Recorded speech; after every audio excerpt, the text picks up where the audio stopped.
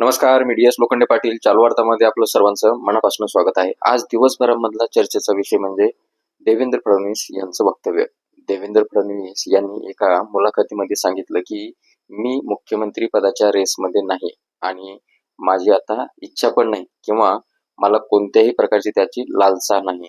तर हे देवेंद्र फडणवीस यांच्या मुखामधनं हे वाक्य आल्यानंतर जर महायुतीची सत्ता आली तर मग मुख्यमंत्री बीजेपीचा होण्याची वेळ आली तर होणार कोण? तर हा एक प्रश्न आहे. आणि त्याहून दुसरा पडलेला प्रश्न म्हणजे देवेंद्र फडणवीस यांचे हे वक्तव्य म्हणजे देवेंद्र फडणवीस यांना केंद्रामध्ये जायचं आहे का? केंद्रामध्ये जायची तर तयारी नाही.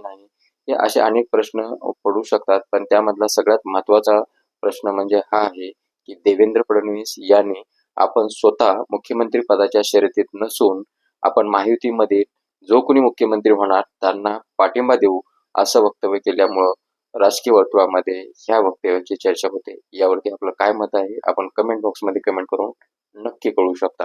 धन्यवाद.